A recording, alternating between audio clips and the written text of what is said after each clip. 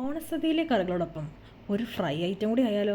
കോവയ്ക്ക ഫ്രൈ ഉണ്ടാക്കാൻ എല്ലാവരും വായോ. അതിനായി ഞാൻ ഇവിടെ 250 ഗ്രാം കോവയ്ക്ക കഴുകി വൃത്തിയാക്കി തലയും പാലും കളഞ്ഞ് ഇതേപോലെ 4 കട്ട് ചെയ്തെടുത്തിട്ടുണ്ട്. നമുക്കിതിലേക്ക് മസാലപ്പൊടികൾ ചേർത്ത് കൊടുക്കാം. അപ്പോൾ ആദ്യമായി 1/2 ടീസ്പൂൺ മഞ്ഞൾപ്പൊടി ചേർക്കാം. ഇനി 1/2 ടീസ്പൂൺ മല്ലിപ്പൊടി ചേർക്കാം. 1 ടീസ്പൂൺ അളവിൽ മുളക് പൊടി ചേർക്കുന്നുണ്ട്. ഇവിടെ ഞാൻ എടുത്തിരിക്കുന്നത് കാശ്മീരി മുളക് പൊടിയാണ്, അപ്പം എരിവ് കുറവായിരിക്കും. 1/4 ടീസ്പൂൺ മസാലപ്പൊടി, പിന്നെ ആവശ്യത്തിന് ഉപ്പും ചേർക്കാം. ഇനി നമുക്കിത് കൈകൊണ്ട് നന്നായി ഒന്ന് മിക്സ് ചെയ്തെടുക്കണം. ഇനി നമുക്കിത് മൂടി വെച്ച് 20 മിനിറ്റ് റെസ്റ്റ് ചെയ്യാനായിട്ട് വെക്കാം. ഇനി നമുക്കിത് വറുത്തെടുക്കാം. വെളിച്ചെണ്ണ വെച്ച് കൊടുക്കണം കേട്ടോ, എന്നാലും നമുക്ക് ആ ഒരു ഒതൻറ്റിക് ടേസ്റ്റ് കിട്ടുള്ളൂ.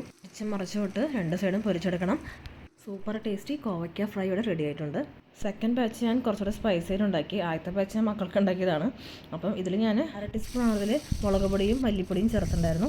Fry ready.